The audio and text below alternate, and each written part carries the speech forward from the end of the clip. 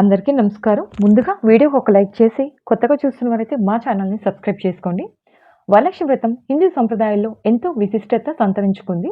ముఖ్యంగా దక్షిణ భారతదేశంలో స్త్రీలు ఆచరించే ఒక ముఖ్యమైన వ్రతం ఈ వరలక్ష్మి వ్రతం. ఇది శ్రావణ మాసంలో ముందు పౌర్ణమికి ముందు వచ్చే శుక్రవారం రోజు జరుపుకుంటారు. 2025 శుక్రవారం నాడు వరలక్ష్మి వ్రతం జరుపుకుంటారు.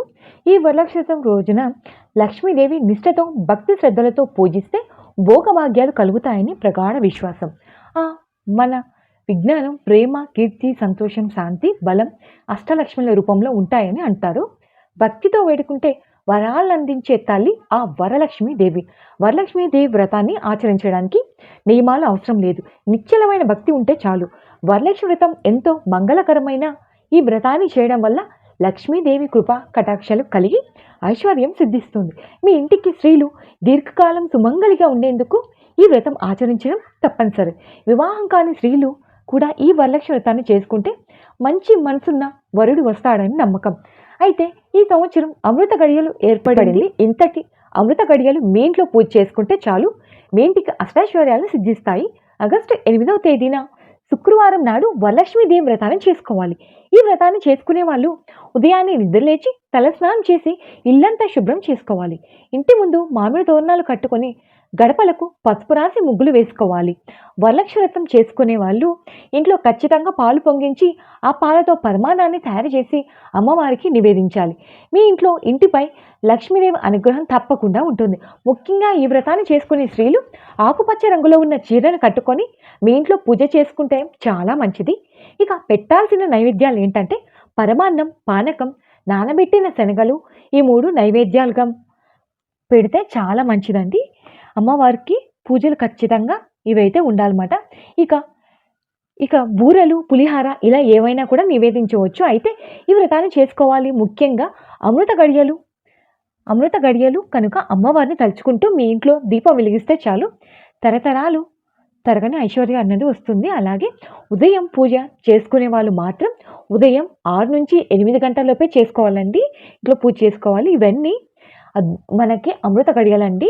కాబట్టి వరలక్ష్మి వ్రతాన్ని చేసుకునే వాళ్ళు ఈ సమయంలో పూజ ప్రారంభిస్తే మాత్రం మీరు చేసే పూజకు రెట్టింప పుణ్య ఫలితం అన్నది లభిస్తుంది.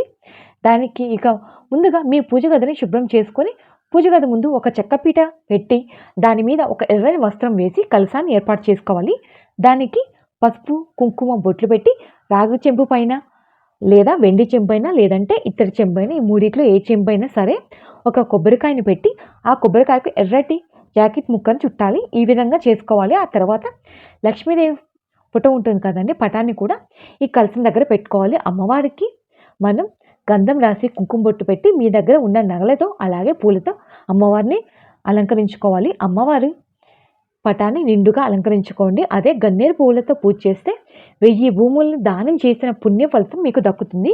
గులాబీ పూలతో పూజిస్తే మీ ఇంట్లో ఉన్న డబ్బు కష్టాలు తిరిగిపోతాయి. ఈ పూజలు ముఖ్యంగా తోరణాలు తయారు చేసుకోవాలండి.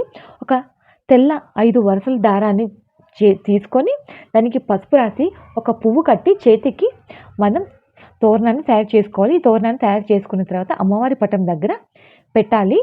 ఆ వ్రతం దగ్గర పెట్టుకున్నాక ప్రారంభించే ముందుగా గణపతిని పూజించాలి. తర్వాత తయారు చేసిన అమ్మవారి పటం దగ్గర పెట్టి నమస్కారం చేసుకొని వరలక్ష్మి వ్రతాన్ని ప్రారంభించుకోవాలి. దానికి మనం పూజ చేసే రోజున మట్టి ప్రమిదలో దీపారాధన చేస్తే చాలా మంచిదండి. వరలక్ష్మి వ్రతం చేసేవాళ్ళు అమ్మవారి పటం ముందు 2 మట్టి ప్రమిదలు పెట్టి అందులో ఆవు నెయ్యి పోసి దీపం వెలిగించండి.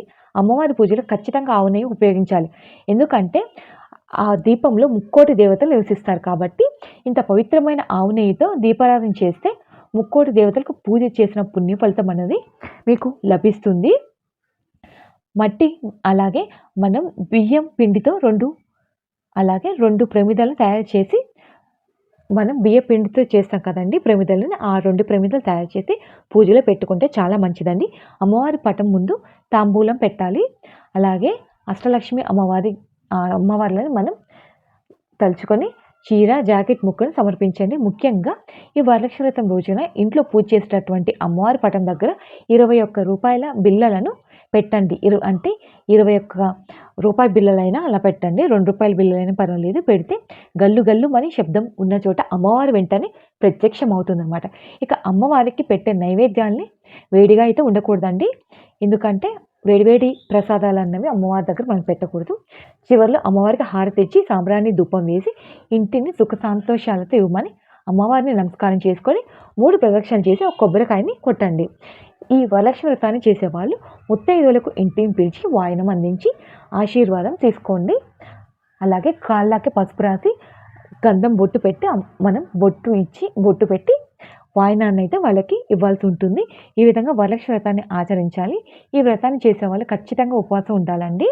ఆ రోజు ఉల్లిపాయ, వెల్లుల్లి లేకుండా చూసుకోండి. మీరు వ్రతం చేసేటప్పుడు మీ పక్కన మీ తల్లిని ఉంచుకొని ఈ వ్రతం చేసుకుంటే చాలా మంచిదండి. ఈ వరలక్ష్మి వ్రతం ఎలాంటి మంత్రాలు రాకపోయినా పర్వాలేదు. మీ మనసులో భక్తిపూర్వకంగా అమ్మవారిని స్మరించుకుంటూ పూజ చేసుకోండి. భక్తితో చేసే పూజలైనా సరే రెట్టింపు పుణ్య ఫలితం దక్కుతుంది. ఈ వరలక్ష్మి వ్రతం రోజున ముఖ్యంగా తులసి చెట్టుకు పూజ చేసుకోవాలి. తులసి చెట్టు చేసే పూజల వల్ల మీ ఇంటికి అఖండ రాజయోగం అనేది పడుతుంది. తులసి పూజ చేస్తే 1,00,00,000 రెట్ల పుణ్య ఫలితం అనేది మీకు దక్కుతుందనమాట. అలాగే సకల దేవతలు కూడా పూజించినంత పుణ్య ఫలితం దక్కుతుంది. మీకు అమ్మవారి అనుగ్రహం కలగాలని కోరుకుంటూ మీకు ఈ వీడియో నచ్చితే ఓం శ్రీ మాత్రే నమః అని కామెంట్ పెట్టండి.